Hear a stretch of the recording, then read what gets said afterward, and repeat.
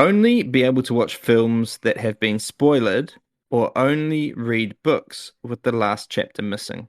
Okay, so we'll go with the assumption that reading books and watching films are of equal significance to you. Do you think? Yeah, well, I mean, maybe not, they aren't for everyone, but let's just say, yeah.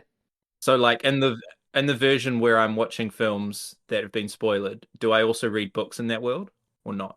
Um, yes. And the books are untouched, they're just normal, right? Yeah. I mean, I barely read as it is, so I'm definitely going for movies. I mean, like if I Well, then you would go for books, wouldn't you? Because you don't care if the last chapter's Yeah. missing.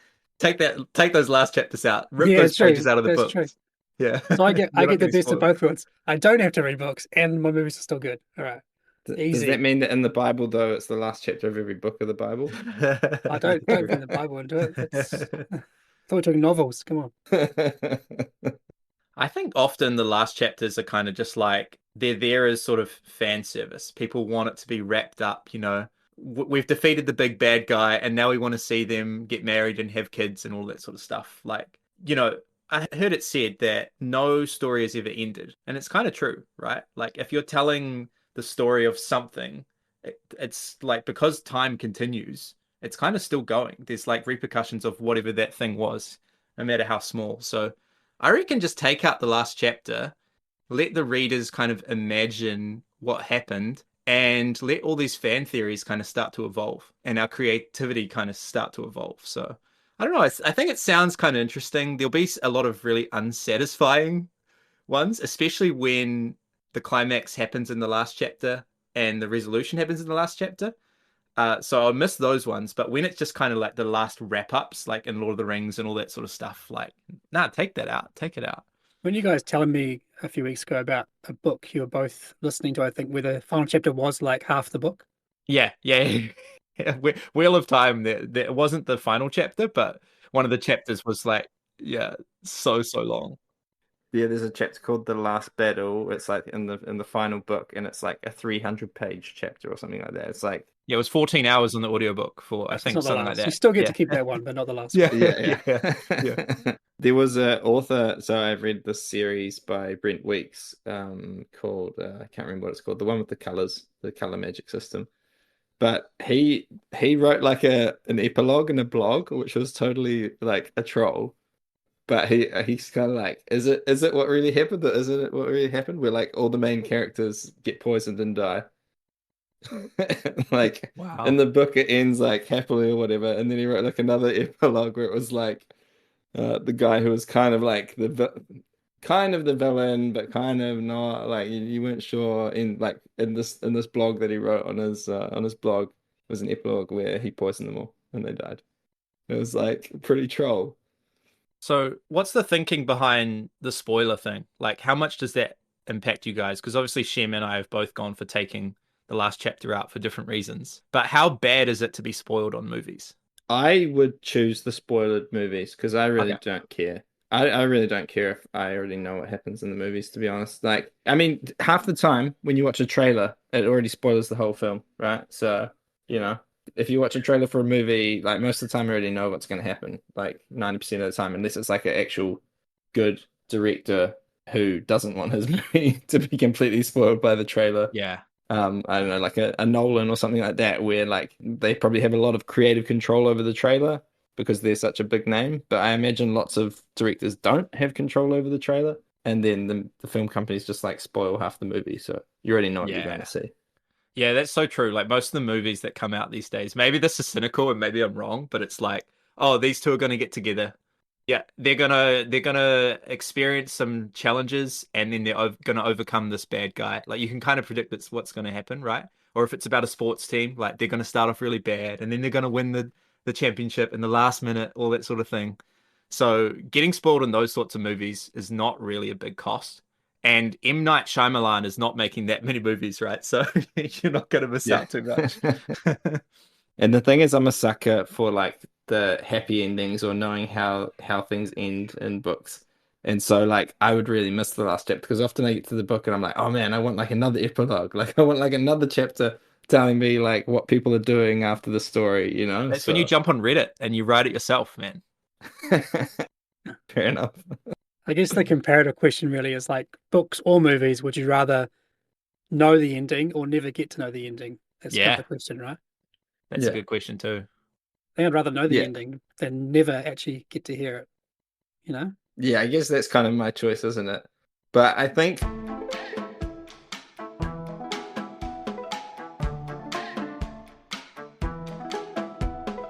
welcome to the Lens and Veil podcast. Join Shem, Sam, and Zach as they share the 10 games that made them. In this episode covering games 10 to 6.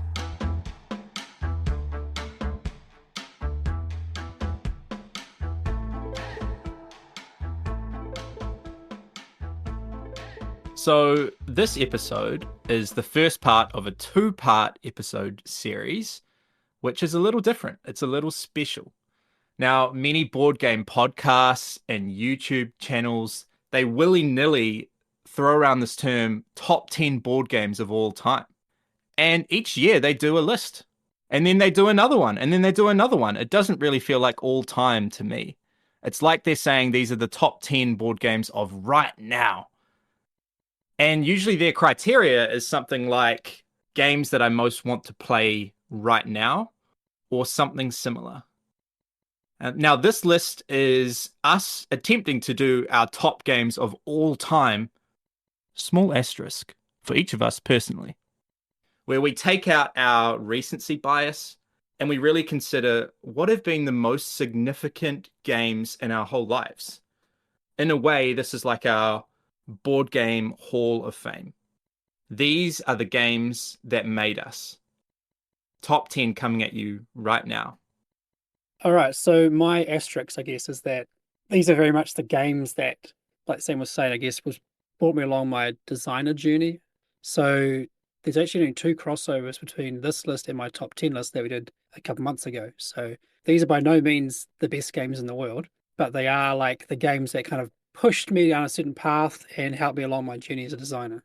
I also have two crossovers, I think. How many do you have, Zach? 0 crossovers. Whoa. I think. Okay. Yeah, 0 crossovers. Cool. So the first game is not so much about the game, but about the people and about the process and the inspiration that came from seeing this game being made. This is going back about 16 or 17 years, I think, probably 16 years. And I started attending a small convention in New Zealand called WellyCon.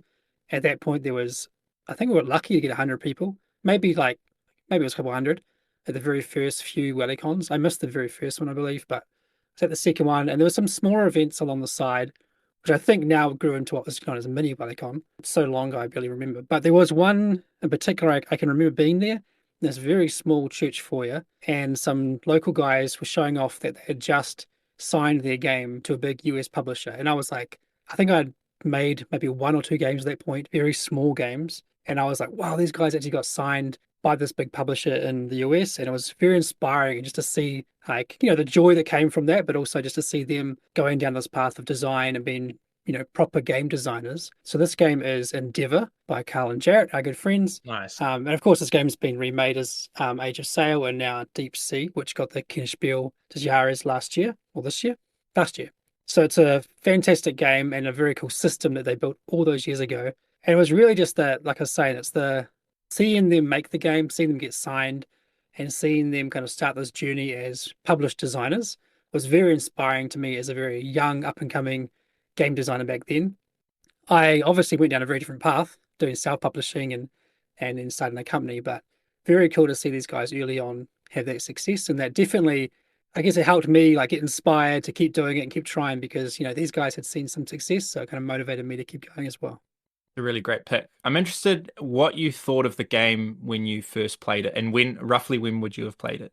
I would have played it probably the year it came out, I think. Right. I'm not sure what the year that was, but I do remember seeing a prototype being played at one of these events. It was a very almost final prototype, but it was still homemade. But it was like final artwork that they had on file. But I don't think I actually played it for a year or two after that first encounter with the guys. And I didn't know them well at all, but got to know them, throughout the years after that. But no, I loved the game. It was because I was just taking in every game I could at that point. Every game I played was like, whoa, this is a thing. Well, this can be a thing in a game because I hadn't played modern board games at all. So it was on the list of games that was like, this is so cool. You can do this with games. How amazing, Yeah, that's awesome. Great pick. Yeah, some of these games that were like made in 2008, 2009. I know it's actually not that long ago, but in terms of the board game world, like so many games have been released since then that have kind of built on their shoulders. But these games still hold up. Like they're Yeah. still amazing, which is really cool. So my number 10 is a small card game called The Mind. Now, this is a game that basically changed my gaming life, I guess. This was a game that, in a way, doesn't feel like a game. In some senses, I don't want to get into the semantics of is it a game or an activity, but I mean that in a positive way, in that it's just so unique. And I managed to play this game with so many different groups of people. And every time we got to this point where we got it, we understood the game. And there was like a game going on between the people with the timing and all that sort of stuff. And the thing that I love about this game is that people that don't normally gravitate towards board games, or people who themselves would admit that they're not really that strategic or that they're that strong of gamers themselves, really understood it and were able to thrive and have mastery in this game. And then I played it with some like hardcore gamers who just could not get it at all as well as a side point. But this game is really special because I showed it to my family who are not gamers really at all, especially my mum and my sister, and they got it and they purchased a copy. And same with my parents-in-law as well. They loved it. I had great time playing this with my wife at 2-player. It's really such a satisfying feeling when you get in the flow of the mind. And the other reason it's so special is I was a teacher aide just before COVID, I think in 2020 or 2019, I can't remember, 2020. And the boy that I was working with, we played this game together and it was a really great time. He managed to understand it and he kept wanting to play it and it was really cool. It was cool as a kind of a tool, I guess, for teaching counting and that sort of thing and timing and kind of the etiquette stuff that comes with playing games as well. So The Mind is a really unique game and really worth trying out if you haven't tried it. Yeah, I remember playing with you and Luke for about an hour or two at your place years ago. And yeah, you said you get in that little like moment, be like, okay, we're starting to build that understanding of each other's like, I guess like expressions and like actions and like how slow to move my hand towards the middle of this card, like looking around Yeah, the totally. table. So yeah, definitely lots of cool moments in that game. It's totally a game that gets the harder the more players there are, eh? Because I smashed it 2-player with a friend, and then whenever trying to play it like higher play counts, just get wrecked, eh? Like totally wrecked. There's a really cool variant at 2-player that I played once with Johnny, and we started to actually do really well with it, was where you play face down and you only reveal at the end and you see how many lives you would have lost. And when you nail a level, when you've each got like 5 cards and it's all face down, and we had a moment which was absolutely insane. I'm going to get the numbers wrong, but it was the same differential where Johnny played, I'm going to say it was a 42, and then he had a 44, and he went to play it like straight away afterwards. And I managed to slide the 43 in there, and this was all face down. And we're like, we couldn't believe it. It sounds unbelievable, but it just managed to happen. We're just like completely in sync. So cool. That's so cool. All right. So my number 10 is a game that we all know very well. And the reason it's in my list is because it really kind of opened up a new kind of way of designing that I hadn't really done before, not in the same way. And that is going to be Spirited. So it's a game co-designed by myself, Sam, and Shem. And this was like a complete game jam where like Shem had this little mechanism idea and he's like, let's go down to the table, and then we just jammed it all day. And by the end of the day, we like had the beginnings of a game, and then we just kept on like spamming it. So kind of really opened up my mind to seeing how much you can achieve when you just keep like hammering at something together, getting lots of brains involved and just going for it. And it has led to other similar design. Like Scoot was quite a similar process where we just were like, and was like, let's make a card game, let's make a ladder climbing game or something like that, or some kind of take on games that we had played as a kid. And so, that's happened. And then even more recently with Sam, we've had some sessions like this with the game that we're working on. So yeah, it was kind of like a revelation moment of like how much can be done in that kind of like brainstorming, just game jamming. Yeah. So this is my pick. A game jam is like a meeting that couldn't have been an email, right? It's 100%. a really electric and great feeling, when you're all kind of bouncing off each other and you're making progress. And it's kind of all in your minds, and you're hoping that you're conceiving of this thing at least similarly enough that you can communicate about it. And when you realize that that is the case, it's really cool. I honestly didn't even think about putting our own games on here. So well done, Zach. Yeah.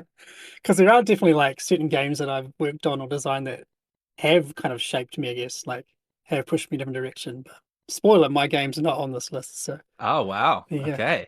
Oh, yours are? Oh, okay. All right. Yeah. Well, there's this possibility that there might be a Garphill game on the Okay. list. Okay. I think I've got more than one. So Zach's like, I've got 10. I've got 10 on this list. they're all Garphill games. I am my own biggest inspiration. Bro, they're not all my games, man. No, but seriously, I think there's something unique about a game jam as well, where you also design games that you wouldn't have designed that sort of game in the usual, maybe normal process where like you come up with something and you iterate it. I feel like a game jam, you come up with something that's like in much more the brainchild of like the collective, and it's not like, Yeah. and so it's kind of like something that's different from what each one of you could have done by themselves, kind of thing. So yeah. Yeah. And you really do feel like the way that, designing games, you really do feel like you are adding tools to your tool belt. And that's quite a satisfying feeling. Yeah. Round number 9. So this game was one of the first games in the heavy genre that almost broke me. This is on my top 10, so you already know what it is probably. But Lisboa was the game that really like made me go, oh my goodness, games can be this complex and still be good. Like I've played plenty of complex games over the years that were not enjoyable. They were just far too complex and there was like zero fun to be had. So looking at you, War Games. Anyway, but Lisboa was like, it was like a challenge I had to overcome, but I knew I wanted to win the challenge. And then it was so satisfying when I finally did. And just so many lessons learned as a designer in that game of like how to do things well at that complexity level, because it's easy to make a game complicated, right? Like you can just add more and more rules, but the challenge of that style of game is to remove as many rules as you can without losing complexity. So like it's not a game I want to be teaching anyone anytime soon, but I would love to play it more and more, and I just have a lot of respect for it. There's plenty of other Lucida games that could fit that bill, but for me, Lisboa, just for whatever reason, just sings better for me than the others. It's a great pick. Now, that's the third time you've talked about Lisboa on the podcast, and we still haven't done an episode about it. So you're not allowed to talk about it again until we make the episode. Which means you're not allowed to talk about it again until you let me play it. Yeah, you teach it. All right, I agree. Speaking of Lisboa, no. I do have a funny story about Lisbon, though. You know? Well, you got to share it now. I actually went there once for work, and so one of our colleagues who works with me in Italy, she was actually from there, and so she's like, take us around to see cool things in the evening when we weren't working. So we went to a fado restaurant where they play this, this traditional Portuguese music, and you have a meal, and then there's a concert basically. Anyway, so you have a meal, and then they come out, these people, and they sing and they play and whatnot. But because we were on a work trip, right, your food gets covered by work. And so I was hoping like, let's hope this meal gets covered by work. But when we got the bill, it was like 80 euros total, the cost. And so, them being a little bit intelligent, on the meal, there's like a GST for Kiwis or VAT or, whatever the tax on that sort of service was like really high. So it was like over 20%. So on the bill, it was like the meal was 20 euros and then the concert was 60 euros because on the concert, on that sort of service, the tax was like 10% or something like that. And so pretty much like you go and being like, this is an 80 euro thing and you think it's all a packet, but really the meal is 20 euros and the concert's 60 euros. And obviously when we got back to our office, our admin was like, we'll cover the meal, but the concert, you guys have to pay for that. But it was worth it. It was worth it. So I definitely recommend if you are in Portugal, and I think they have slightly different traditions in different cities, but do go to a fado restaurant and check it out. Speaking of Lisbon, my number 9 is Gloomhaven, which has nothing to do with Lisbon. This is a game that Zach actually purchased for me and my wife as a wedding gift back in 2017. And we played this for about the first 3 years of our married life. And this was just such a fun two-player experience. It's so ambitious. It was number one on Board Game Geek for a long time, and for good reason. There is so much going on. The cooperation is amazing. The core kind of tactical card play system is really cool, and you feel the sense of progression. I once had this character. My first character that I had took about 20-ish scenarios to retire. And then I once got this character that I felt like I could really gun for it with this particular scenario and retire after one play. And I managed to do it, and that felt like the coolest thing ever. And then I was a little bit sad that this character had retired because it was actually a really cool character and I didn't get to play with it again. But this was just a game that I put here for just those great memories playing. We would have played over 60 or 70 times, and it's just a really incredible game.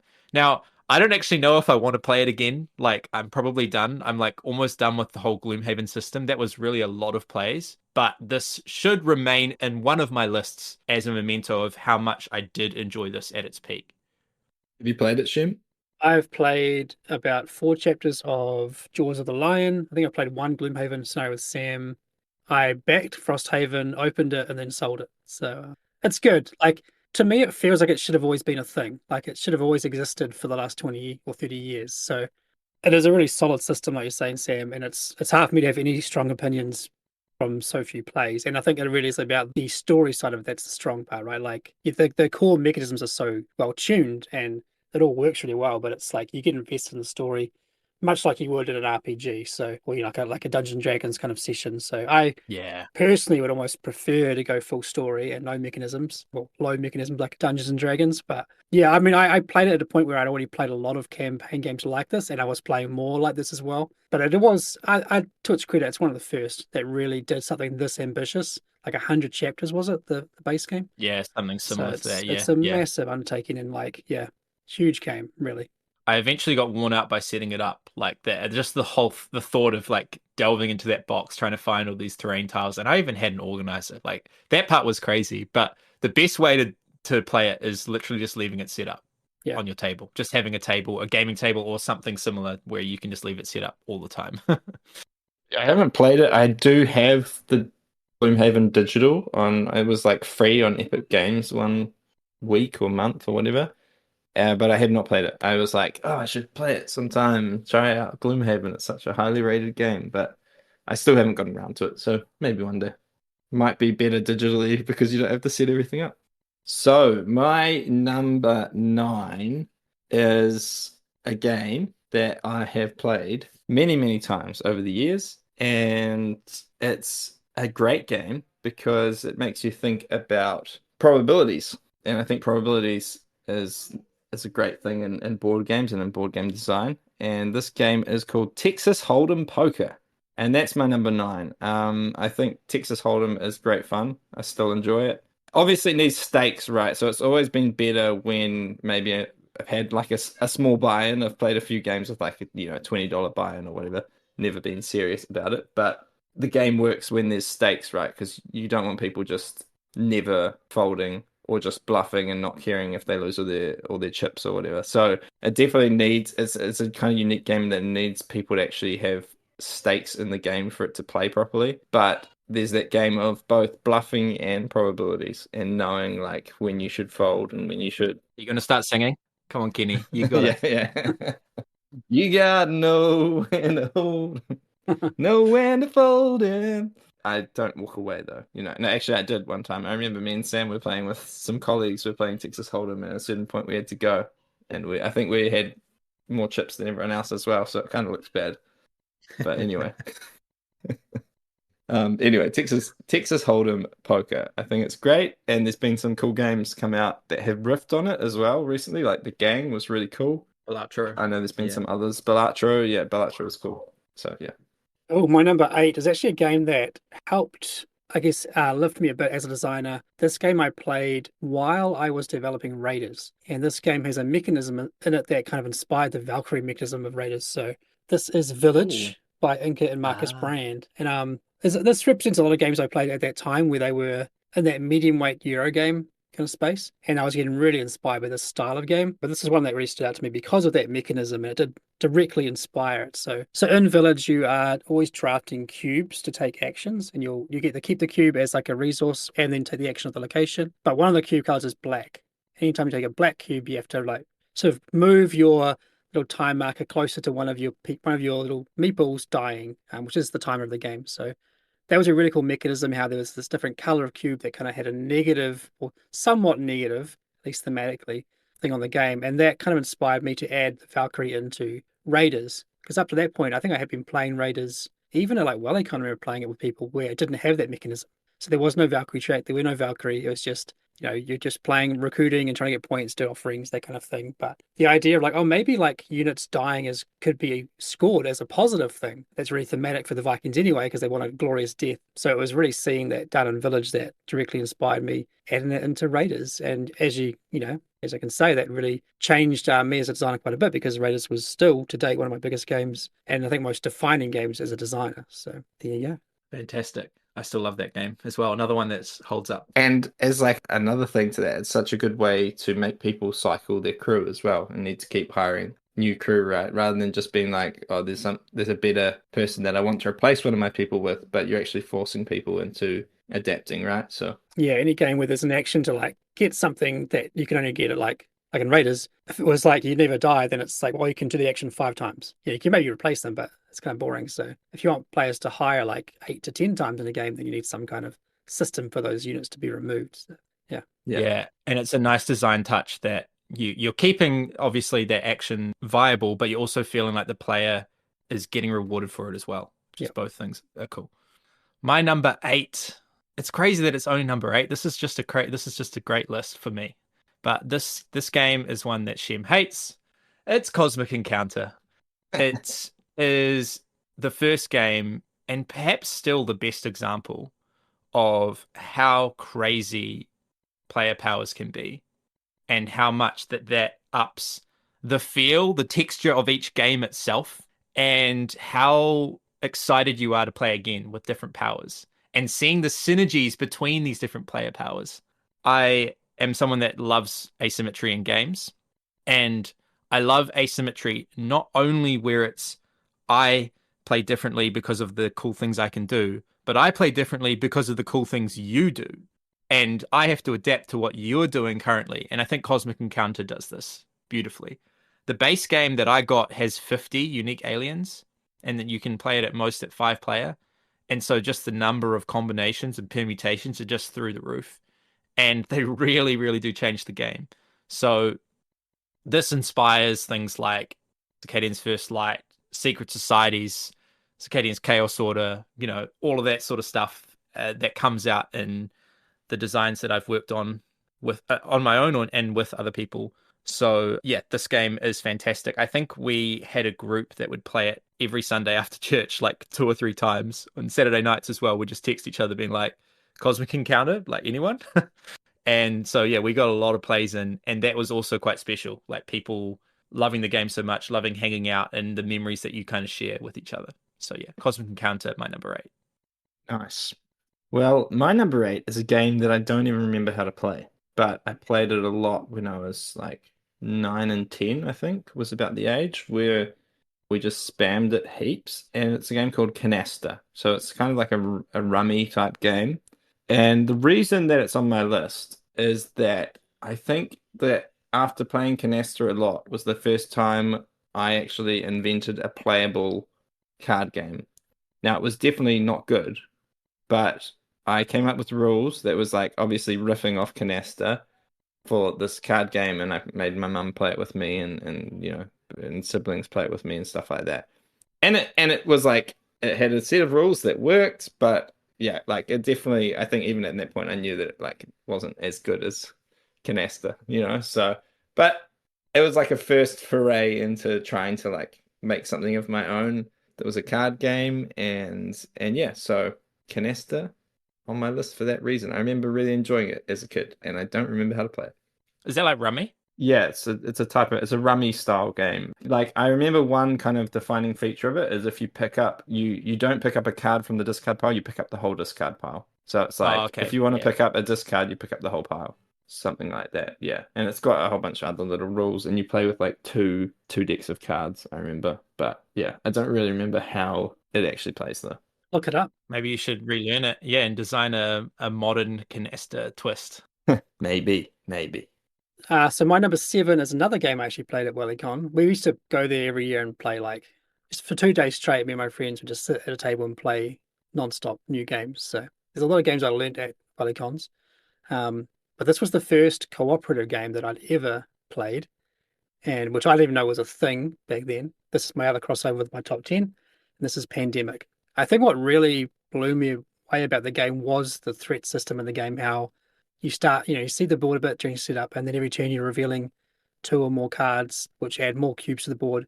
And then at some point, that dreaded card comes out, and all those cards get shuffled and put back on top. So you know what's coming out.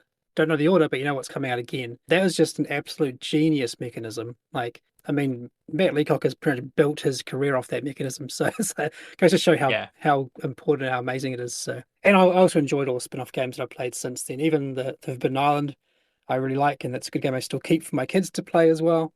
But yeah, just a standout game for me as probably more from a player point of view. Like I guess I was inspired by this game to make Bethel Woods, one of my old co-op games, the only co-op game we've ever made, which is very much Is that similar. True? Yeah, it's the only one I've made. Wow. I guess we did the scenarios, but they don't count. Yeah. Yeah, it's that similar thing of like you kind of have to collect things which are threats to then, cash in those things at some point, much like Pandemic. So that was directly inspired by that one, but I just don't naturally design in a cooperative space for whatever reason. Legacy View is kind of a co-op game masquerading as a solo game.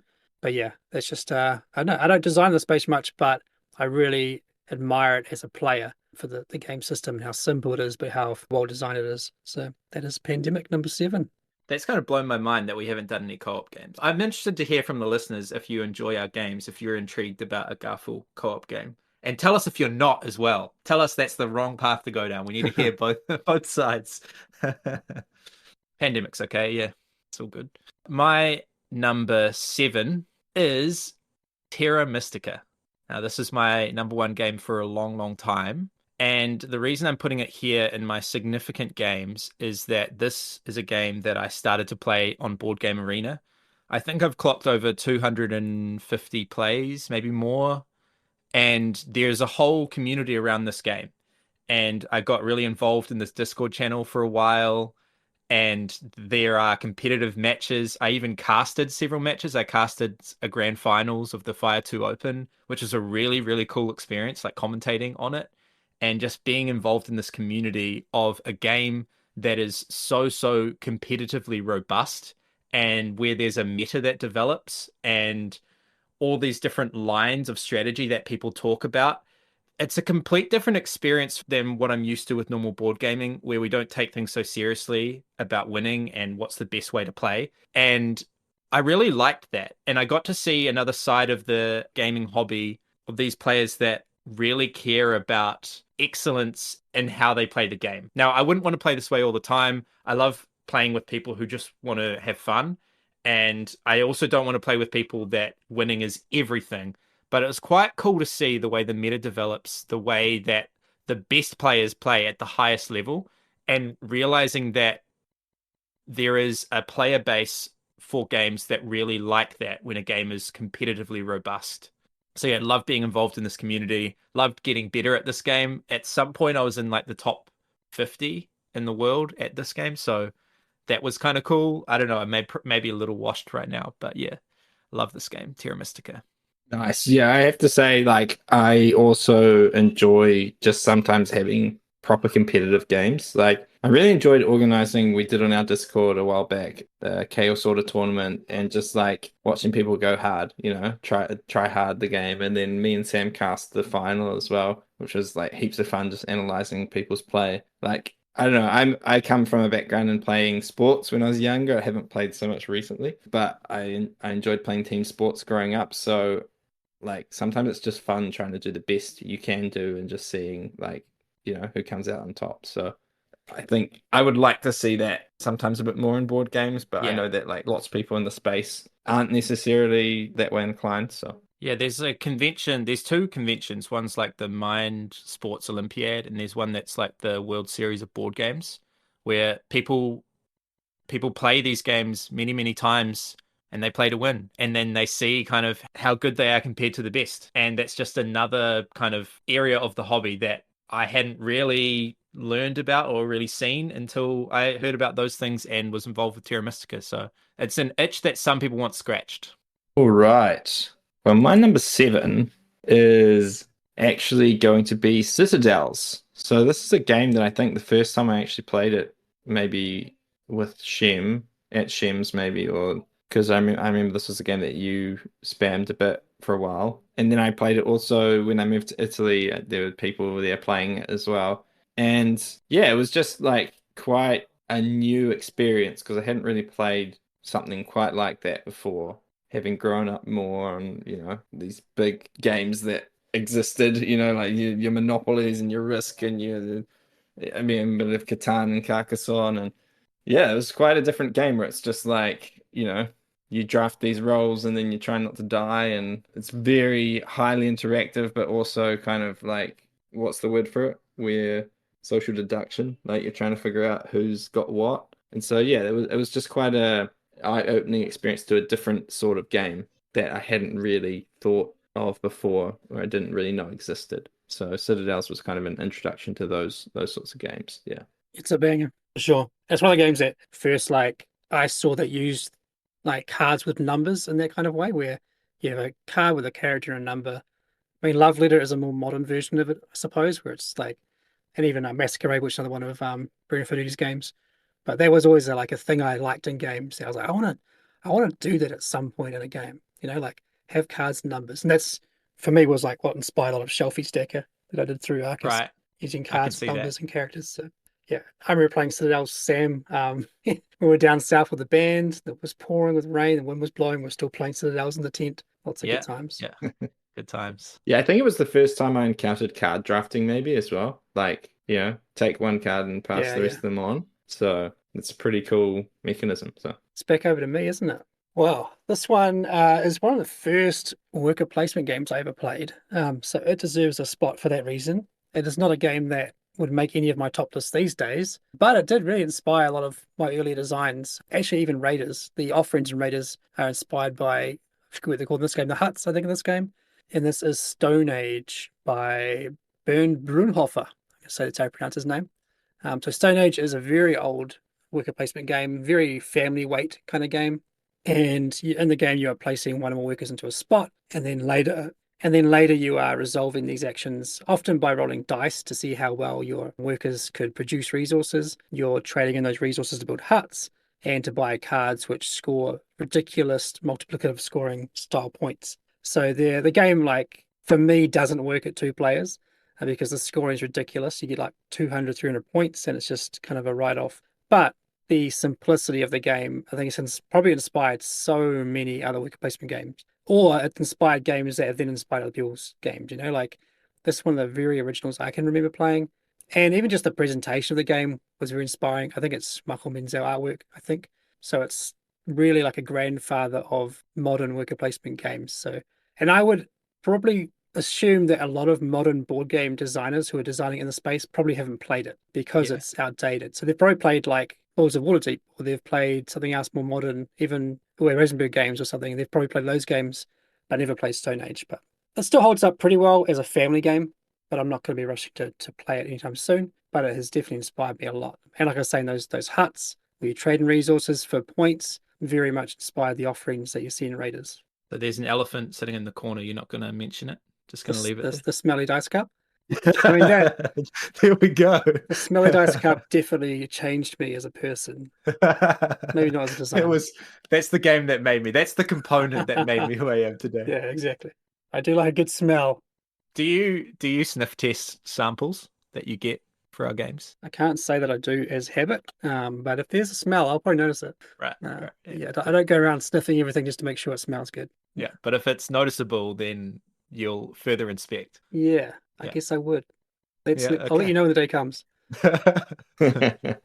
So is this our first crossover? I think this is our first crossover. My number 6 is Citadels. and Shem kind of partially told the story of Citadels, where Stole it. this was the game that we played on our tour as a band. We went down to the South Island, very, very far south. And was it raining and windy and all of that? We had our tent pitched up and we were just playing Citadels in the tent. Yeah, it was like borderline hurricane. Yeah. It was crazy. But the thing I loved about this game, we've already talked about the drafting and the mind games and that sort of thing, is how the meta kind of developed in the game. Where when we were playing with the same 4 people, there were kind of these rules that you would follow. Like, if you're the first pick, you take the assassin, because that's going to mean that you're safe. And if you don't take the assassin, then the assassin is going to try and figure out who you were, what did you pick, and can you get away with it? And so it's like knowing these rules that the group is playing by. They're not the rules written in the rule book, but our table agreement means that when you know them, you can break them and you can figure out a reason why now is a good time to not pick the assassin. And then in the first round, the assassin, if they don't have anything better to do, they will just kill the merchant. And so no one picks the merchant in the first round. But then if it goes for a long time that no one picks the merchant, then the assassin's going to stop killing the merchant. And if you can predict it just at the right time, that long enough the merchant hasn't been picked, and then the assassin's going to pivot to someone else, then you pick the merchant in the first round. And the other thing I like to do, if I'm the assassin, I like to just shout out, I'm going to kill the king. I'm going to kill the king. If you draft the king, I'm going to kill the king, to try and hog on to first player, right? And because if the person that takes the king will be first player in the next round. So everyone's kind of scared about actually drafting this first player away because they're going to get killed. So anyway, there's lots of mind games there, and this was just great memories of playing this game with the band. And this was significantly before I really got into board games, and there were just so many good memories of playing this game. And it still kind of holds up. Like, it's still pretty cool. Now, you have to be willing to play a little bit like elbows out and not be too loss averse, because, the game can be mean. And you do mess with each other for sure. There's a thief, there's an assassin, there's someone who steals your cards. Like, there's a lot of nonsense going on. But if you approach the game with the mindset of the fun that it's going to offer and the activity that this is going to provide for the group, then it's a fantastic experience. 100%. And my number 6 is Circadian's Chaos Order. Hey. Sorry, I'm laughing just because Sam was literally talking about predicting that was on my list. So, Circadian's Chaos Order is on my list because it's the first game that was published, that I designed. And just like, even more than that, it was like such a formative experience because I was working with Sam, who had already published Architects, Paladins, and Viscounts, I think, at this point, together with Shem. And it's like Sam had learned so much from Shem, I think, over that period. And so I was the next apprentice in the line. Like, I was just learning so much from Sam in that experience. And we spent about 2 years on it because it was like a spare time like thing for Sam. Like, it wasn't necessarily his main project.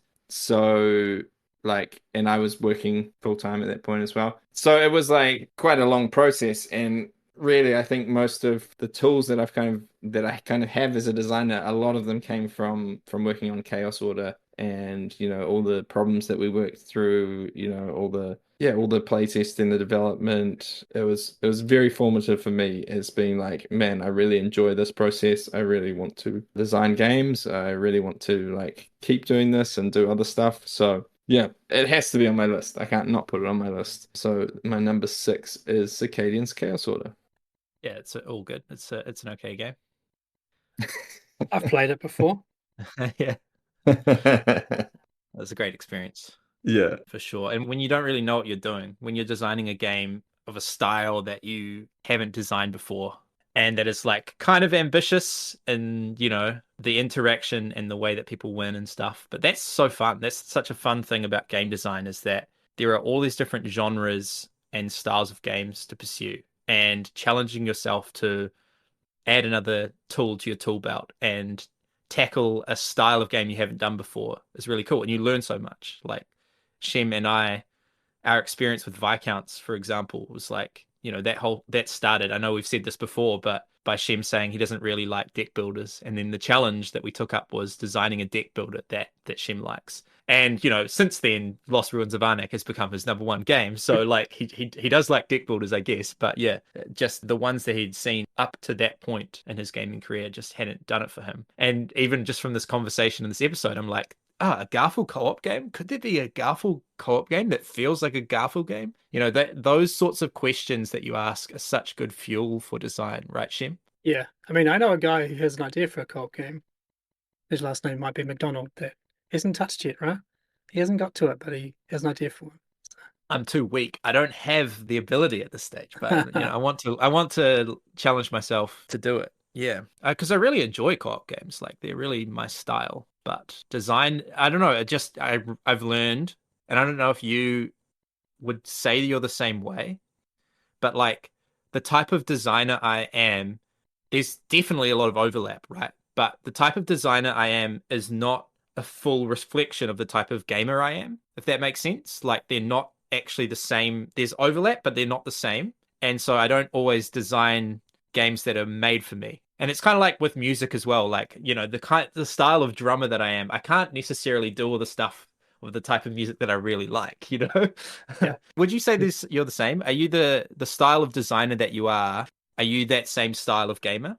Yeah, there's obviously it's crossover because you start to play what you like to design, but yeah, there are games I really like because I appreciate and know that I couldn't design them myself. I remember having a conversation probably like 10 years ago with another big name designer, and I mentioned I quite like Dead of Winter, and he was just like, "Oh, that game is horrible. It's so bad." Ugh." And I was like, "Well, I really like it because I would never design in that space." And I am like amazed at how they created the system because I don't know how to create a system like that. So yeah, there's games like that where I'm just like, that's incredible. Like even like Nemesis, like it's not my favorite game to play, but I just like it's such an accomplishment of that style of game, of the deduction and the social element and everything else going on in that game. It's like it's incredible. But I don't want to make a game like that ever. So, I enjoyed designing Breath of the Woods, but I do remember being very challenging because you're not only designing the interface, the systems for the player to interact with, but you're designing a threat system. Yeah. So it's almost like creating two different games in a sense. That's right. Or at least two very different systems at play. And if you tweak one, it impacts the other quite heavily. Whereas a game with players, competing, they will help balance the game for you. And you can adjust the game only on one sphere and see how it changes. Whereas with the co-op game, like they've got that going on as well as the threat system, and whichever thing you change is going to impact it dramatically. So they're a real challenge to make. I guess the most similar thing is a solo mode. But at least with the solo mode, you've already played the competitive game enough where you know all the points of interaction, and so you kind of know what the bot is trying to do. Yep. But where I think it's similar, and what I find hard with solo mode design, is coming up with the right difficulty. Because naturally, so many different gamers are going to be playing this game. And just to be honest, they're going to be at different skill levels, right? And so some people are going to really struggle with the difficulty that we land at. And some people are going to find it too easy. And it's a really hard challenge to just kind of figure out how hard you want the bot to be and whether or not you have lots of different levers for difficulty. I find that super hard. And then when you've got play testers, if they play it over and over again, they're naturally going to get better at the game. And so we're going to kind of lean towards our bots being hard because we want it to be a challenge. But there could be adverse effects for people that like, oh, it's too challenging. I have no hope. I'm not going to win. Like, any thoughts on that, Shem? I think you can't win that argument. That's the problem with it. Yeah. And even if someone ends up saying that a game is so easy they always win, maybe they've got a rule wrong. Like you can't be there to police everything. And I mean, honestly, like I think most of us get at least one rule wrong in every game we play, right? You just miss something or forget something. So I don't know. I try and make games for myself to be challenging, and then I add one more level above that usually if I'm doing difficulties. So if there's someone who's better than me, and there will be someone better than me, they will still have something very challenging to play. I saw a recent comment for Rage of Scythia, which has 4 difficulty levels. I will often play on like level 2 or 3 for that game. But I saw someone say they tried level 4 and I was just like, it must be impossible. You can't beat this. Like, it's so hard. I'm like, well, that's kind of why it's there. You're like, checkmate, I never said it was possible, buddy. Yeah, it is the hardest mode. And I probably wouldn't play it myself on a regular basis, but it's there if you want it. And that's kind of the rationale I take for those kind of hard modes, super hard modes.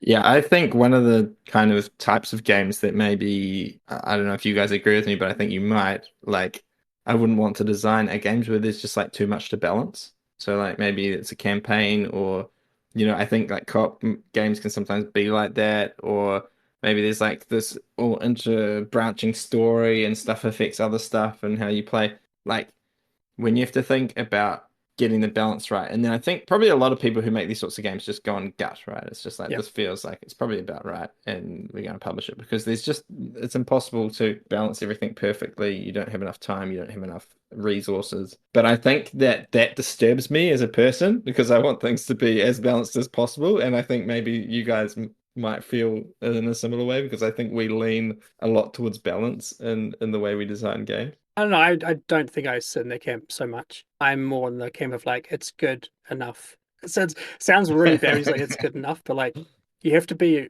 real and realistic about it where someone will play this one time or they'll play it 2 times. And if they don't like it, they'll sell it. So trying to make the game the most perfect thing ever is kind of a fool's errand. And like, yes, you should do your best to make it as good as you can, but nothing's going to ever be perfect.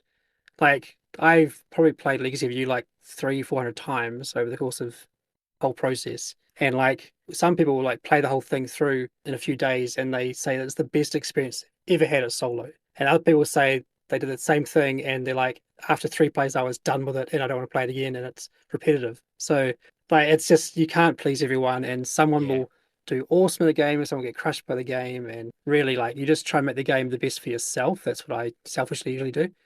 And then hope that other people enjoy, the product. But there's always going to be some flaws you didn't see or something going on in the game. You can't like work on the game forever and ever and ever because it's about the experience more than the balance. So make the game, and hopefully in most cases, a fun experience. Then do the balance the best you can. But balance is overrated. There you go. Nice. I'll keep that one. Next time I tell you it's not balanced, Sam, you're like, balance is overrated. Yeah. Except when you win. Yeah. To be fair, we do actually do a lot of fine tuning on balance. We really do. Because it's important for feeling. That's why I do it. So you don't want to play a game where like it feels wrong. Maybe it is balanced, but it feels wrong. So you adjust things to feel better. Well, I think that's the irony, is that sometimes like maybe we balance things to be imbalanced. Like they're not actually balanced, but they feel balanced. Yeah. Because it's really more important how people feel about the balance than about whether it mathematically is balanced, right? Absolutely. There's a conversation there, but okay. Yeah. Next time. We hope you've enjoyed our top 10 countdown, but we'd love to hear from you. Jump on the Garphill Games Discord and let us know on the podcast channel what games make places 10 to 6 in your list. Welcome back to our BGG Top 200 draft. We're getting pretty close to finishing it. A few more podcasts to go, and then we'll be done, and you'll all have to tell us who's got the best list of games. But this time, we're focusing on games 131 to 140. As always, these are screenshots that we took when we started doing this. So if you look up those numbered games now, they're probably all different. But here we go. From 131, Lorenzo il Magnifico, Eldritch Horror, Troyes, Wormspan, Mombasa, The Lord of the Rings, Journeys in Middle-earth, Wonderland's War, Age of Steam, Patchwork, and Dominion. So this time we'll have Sam banning and Shem first picking. I gotta say, Zach, you pronounced that Italian name so beautifully, and then you just butchered the French one like crazy. Yeah. Come on, how's your French accent? Try again. I do not have a French accent. Wow. They've still got our Gioconda. There's a thing in Italy about the Mona Lisa, right? Because it was painted by Leonardo da Vinci, and everyone's like, it's called the Gioconda in Italy, and everyone's like, they need to give us back the Mona Lisa because it's ours, and it's in France anyway. She seems quite happy there, she's got quite a few fans. Come visit her. Her retirement's okay. So this is actually like a low-key, really great group of 10. Like there's a lot of really solid games. And so I'm just going to be banning Eldritch Horror because, sorry guys, I'm not a Cthulhu fan, really. So that's that. And I was going to pick that, Sam, as you know. I'm devastated. Yeah. I'm going to let you have what you like. I know what you're going to take. There are like 3 on here, or even 4 that I'd take and I'd keep in my collection because they're great. But I have to go with one that is in my top 10. That is a 10 out of 10 game for me. Is Lord of the Rings Journeys in Middle-earth. It's amazing. It's such a good game. Yeah, I haven't played it, but I'm sure it is. Short and sweet, right? That's it. Nothing else to say. Yeah. I feel like Sam's already said stuff about it in our recent podcast, the top 10. So, all right. So my pick is going to be the best Span game that I've played because I haven't played Finspan. I can see Sam's a little bit upset about it, but it is actually, no, I have played Dominion, but it's one of the 2 games I've played in this top 10. So I didn't want to pick Dominion because I didn't really like it that much. So Wormspan is my pick. It's pretty good. It's pretty good. I have to say, like, when I played Wingspan, I was like, yeah, it's like I can see why people like it, but it's not my thing. And when I played Wormspan, I was like, oh, this is pretty good. I like it. And yeah, I think probably just because it's a bit heavier, it's got some other interesting stuff going on. So yeah, Wormspan. It's a good game. Fun. And dragons are cool. I would have drafted that. And the thing that I love about it is each time it's gotten better. Like it's kind of just keeps rising each time I play it. There's more and more things to explore. It's just really cool. And I love the presentation. But I'm going to have to go with, so I've sold a lot of board games. I think I'm at about the number of games I own is roughly equal to the number of games I've sold. And if I were to tell you one game that I might regret selling, it would be this one. And that is Lorenzo il Magnifico. There we go. That's my little song for that one. It's just a really cool game. It's a great Euro game with hardly any theme, but it's got that similar card system to Coimbra, where you nearly see every card every game. And they've got colors and they've got little bonuses and there's like engine building. And I can't really explain it super well, but you do run a row like you do in Inventors with dice. And so that was quite an inspiration, I think, for Inventors. And it's kind of worker placement, but the dice values are preset and everyone has the same dice values for each of their colored workers. If I've got that correctly. I haven't played in a while, but yeah, fantastic game. Sorry for butchering the explanation of the game, but it is a good time. I'm interested, Shem, you've sold a lot of games too. Are there any games that you regret selling? Oh, for sure. Heaps of them. Yeah. Yeah. Okay, yeah. The amount of times I'm like looking at a game on like for sale, oh, I could buy that again. But then I have to tell myself, but why did you sell it in the first place? Yeah. Like, I know it didn't land well with you, but Carpe Diem I really liked as like a modern Carcassonne. So if I ever see the new version of it, I'll probably grab it because I had the old version and it kind of lacked iconography a bit. I know that my kids and my wife would probably really enjoy that game. That's the first one that springs to mind. But yeah, there's plenty of games I've sold that I'm like, I'd want to play again, but then it would just sit on my shelf for years unplayed, and that's depressing. So I sell all the games for sure. Yeah, but maybe because sometimes your game group and the people you play with changes over time, right? Some of those games that maybe you sold that you weren't getting to play, you suddenly have a group where it's like, well, actually, that would be perfect. So, hey, buying games again could be a good idea sometimes. I also think, and in this top 10, shout out to Board Games Reddit, Patchwork, like one of those games people joke about and say it's like the best couples game and stuff like that. That's a great game. That was one of the top ones I would have taken. I played Patchwork just the weekend twice with my daughter. She requested to play it twice. So yeah, really good drafting game for 2 players with tile laying. Also Mombasa. And there's a modern version of it that I really want to try as well. Sky Mites or something. Maybe that's a podcast game eventually. Who knows? I don't know. That's a game I hadn't sold. And I don't regret selling it. So, ooh. There we go. But Sky Mines, maybe.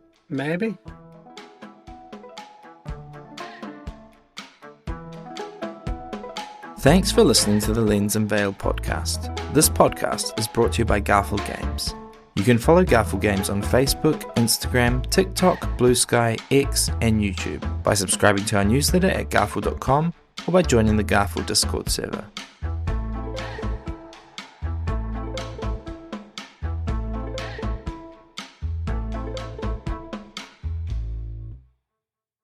I'm interested if you've got, and if you want to talk about, are there any honorable mentions? I don't do honorable mentions. Nah, they're not honorable enough. I just don't see the point of them. Everyone does them. Yeah. Just make a top 12 or top 13. You got to cut it off at some point, you know? Yeah. I respect it. Yeah. Oh, I gotta try and guess Zach's list. Yeah. Architect has got to be on there, right? I reckon Architects and Chaos Order Oh, will be in there. I reckon you put Chaos Order in there. He's still listening. He's smiling. He's listening. He heard it all.